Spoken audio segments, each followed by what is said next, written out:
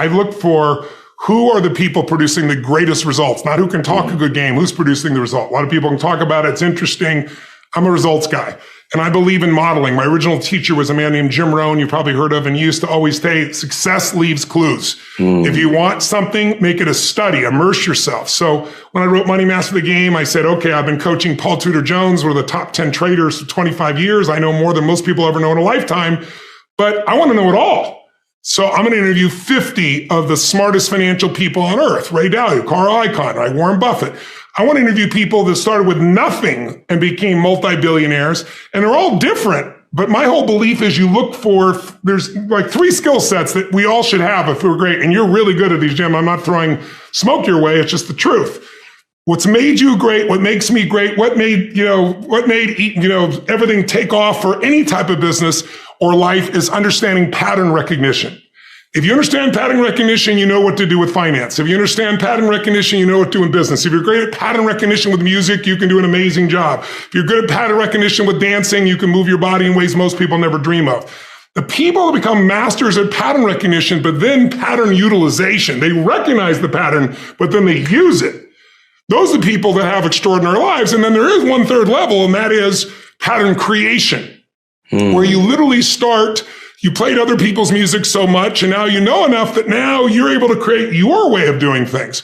And I think those 3 skill sets are there. So my process is who's the best in the world on earth and how to get access to them. And at this stage of my life, that's not that difficult to do. But even with the money book, I knew some of them, but then I'd say, listen, I get 4 or 5 people I knew to refer me, and I'd say, give me 30 minutes. My average interview was 3.5 hours. I remember Jack Bogle, who's now passed away, who created Vanguard, saying, I invited Tony Robbins into my house for 30 minutes, and 3.5 hours later, I had the most probing interview of my entire career, because I'm pulling those tools out. And once they saw the level I was playing the game at, then they wanted to help. And that's, now Ray Dalio is a good friend of mine. So the people I have access to that I can pitch and catch with, because I immerse myself and because I learned from all the people around them, it gave me a greater base. So that's what I do with anything. But then I try to take that complexity, like finance, with all these people and all the different approaches. Some are macro traders, some are value traders, et cetera, and say, what are the common denominators? How do I simplify that so we can actually use it? Why is identity so important for us to shape a positive, powerful identity? Well, first of all, so everybody understands what I mean by identity is we all have a way of identifying ourselves. We have a way of labeling ourselves. So most of us came up with our labels based on how we behaved. But really smart people can do stupid things. Really nice people can be mean. Mean people can be nice. And so if you judge yourself too soon, and most people's identity, their labels for themselves, who they think they are, has been based on their past and often many years ago. And so they don't update it. So the metaphor I'd give for identity is like, it's your comfort zone. It's not your goals. So if you took a temperature in the room and it said 68 degrees is my comfort zone, physically, emotionally, financially, I want more in my relationship. I want more physically, energy-wise. I want more financially in my career, but this is what I'm used to. And so what happens? People stay in their comfort zone for the most part. And then let's say something happens and you dip. You're a 68 degree, or that's your mentality, and you drop down to 62, 61, 60, somewhere around 60 or 59, the heaters kick on and go, whoa, whoa, whoa. You're a 68 degree. What the hell are you doing? We've all experienced that. All of a sudden you go, I'm not going to live like this anymore. I'm not going to be in this relationship. I'm not going to be fat like this. Boom. And you get this drive and you start to change. But what most people don't understand is it happens on the upper end too. Meaning, let's say you got momentum, you start crushing it, you start doing even better than you think. You go from 68 to 70, 88, you're at 98 degrees, financially, emotionally, spiritually, whatever the metaphor is. And then what happens? You're going to say, hey, your brain goes, who the hell do you think you are? You're not a 98 degreeer, right? Get back to 68. And if nothing else, the heaters stop, you lose your drive, and that'll drift you back. And not enough, the air conditioner can kick on, and you start to kind of sabotage yourself till you get back to your comfort zone. So unless you expand your identity, change is temporary. It's like when someone says to me, I've stopped smoking, it's been 8 days. And I go, why are you counting? And I say, why are you counting? So you can tell people how long you lasted this time? Ooh. Like if I went to somebody and I said to you, hey, Louis, you want a cigarette? You're not going to say, what brand is it? You go, no, I'm not a smoker. Notice how people, I'm not one of those. That's not my identity. But people get vested in their trauma. People get vested in their pain. If you want to know the largest drug on the planet, it's not cocaine. It's not heroin. It's not pot.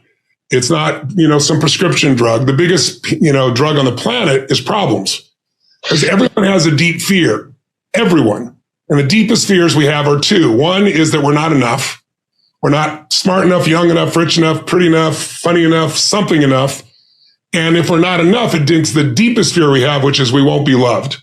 And love is the oxygen of the soul.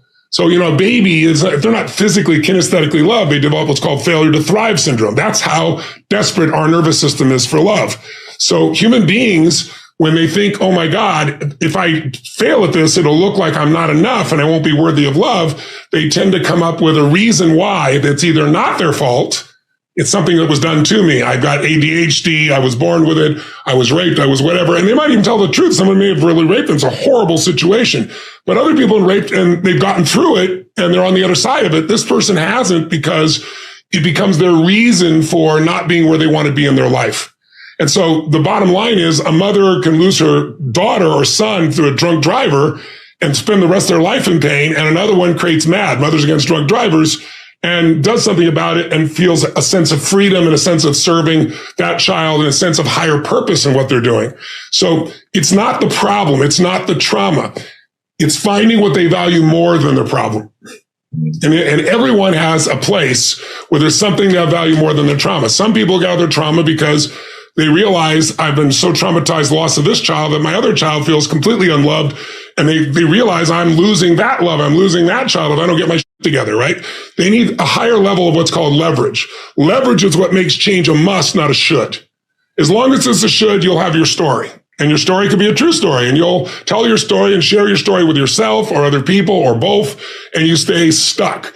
But trauma is, it is not, it's a bruise. It's not a tattoo, right? Any bruise can be healed. But not unless you're vested in healing it. And what a lot of people do, I remember when I was diagnosed with a tumor in my brain, I've seen this happen so much that I didn't tell anyone. I didn't even tell my spouse at the time the first day. I was trying to process it because I didn't want people to start treating me differently. And so the only person who knew for the first day or two was my assistant, because she had talked to the doctor. So before I'd even been able to tell my spouse at the time, all of a sudden, everyone treated me like I was indestructible. I taught people to do that. It's like, because I want to help everybody. So there was no. It's like, I'll do whatever it takes, right? So it was inhuman at the time. And suddenly my assistant started saying, we shouldn't book that right now. And we shouldn't do this right now. And I started getting love and attention and connection for having this problem. And I was like, whoa. I'm not going to go down that slippery slope. But that takes a really conscious mind to do it. And lucky for me, I've had a chance to deal with millions of people. So I see these patterns all the time. But most people, their problem is their drug. It's the drug against the fear that I'm not enough and I won't be loved. Even if they go, no, it's me, I'm so messed up. What they're really saying is reassure me, love me. They're wanting that connection through their problem. So you got to decide there's something you value more than your problem. When you decide that, you can make it happen. Whether you're angry or whether you're worried, those are biochemical effects, but they're all based on what you focused on. If you were really angry, like they did it again, they're probably screwing around with somebody else. If you imagine that in your mind, you're going to be upset. But if you were worried, you thought, what if they're in a car accident? You're going to get a very different biochemical effect. But people have habits of what they focus on. And those habits become your biochemical habits as well. And so they reinforce each other. It's not a one-way street. So that's why, I really believe exercise is one of the most important elements, pushing someone beyond their normal comfort zones physiologically, while you simultaneously are working on their head, creating something. So you need strong physiology. You need a really clear focus, because you're only experiencing what you focus on. The human brain is a distortion, deletion, and generalization device. Your conscious mind can only handle so many things at once. You're not thinking about your clothing touching your skin, or the sound of your heartbeat till I mention it, or let's say the sound of in your ear of being able to hear that heartbeat. All those things I have to call your attention to, because your brain is deleting most of what's going on, so it's not overwhelmed consciously. So we pay attention to a small amount of things. So if you're really happy, you're deleting all the things that could piss you off or make you worried. If you're really worried, you're deleting all the things you could be grateful or happy about. So, and we tend to generalize our lives because we're cognitive misers. We don't want to think things through. So if you have strong physiology, strong focus, then the third piece is meaning is what creates emotion. Like if somebody says something and you go, they're disrespecting me, or they're challenging me, or they're coaching me, or they're loving me. Well, whichever word you select for those sensations in your body, your biochemistry becomes. We could take our work and think of work as being like a gift. I personally believe that one of the greatest gifts outside my love that I can give another human being is my labor. But there's 3 gifts of labor you might have within your nature, meaning you can master anything, but under stress, people tend to go back to their true nature. And there are 3 gifts of labor that you can give. One of those gifts we might call the gift of being an artist or a talent, or another word for it would be a truly skilled producer. Some people, the reason you know this is your gift is what you love to do is to create a product or service and deliver it to people, and you're enamored by that. So when someone is in it as an artist, and by the way, most businesses are started by artists. There's somebody who was an amazing negotiator, an amazing fashion designer, amazing code writer. And they said, I work for this company and they don't do a good job for customers and I can do a better job. I don't work for them. And they start their own company thinking that the company is all driven just by the sales or the negotiation or the code or the fashion. But a company is much more complex than that, especially as it grows. So an artist is in it for the impact. And yes, they want to make money, don't get me wrong, but it's not the first thing and they won't trade it. When I talk to artists about selling their business, they look at me like I'm trying to sell their child. The second gift you might have is the gift of being a manager leader. A manager leader is someone who lives to manage people and processes. They love to figure out how to maximize a business by changing the gears, creating a new process, working with people. And those people love it. Now, they are not artists in that their talent or skill, they're not there delivering it directly to the client. They want to work on the people that are directly delivering to the client. They want to work on the system that makes this business work. And so they think it differently. They're inspired by different things. They make different decisions. Is one better or worse than the other? Yes or no? No, they're just different. And by the way, you might say I have both those skills. I bet you do, but they're not equal because they're different types of skills. So you might have them both, but there's one that is your true nature, that when things are going well, you're going to go back to it. When things are really up, you're going to go back to it. Under stress and under excitement, we return to our nature. By the way, a great company can't be great without great artists, talent, who really deliver extraordinary products or services. A company cannot maintain greatness and grow unless they have some great manager leaders who can run the process and the people. They're both critical components. The third choice of service, the third gift you can give, is that of an entrepreneur. And while most of you in this room would call yourself an entrepreneur and you would be entrepreneurial, by this definition, it's a little different. Most people think of an entrepreneur as anybody who starts multiple businesses. No, that's not true. Some artists start multiple businesses because they want to get all kinds of things for all kinds of people. Some managers want to do multiple businesses so they feel like they have multiple systems. But an entrepreneur is in it for one thing, the juice of risk. They want to make money. And by the way, an entrepreneur, will they sell this business? Yes or no? For the right price, they'll sell anything. And their mindset is, sell it, I'll start another one. Sell it, I'll buy another one.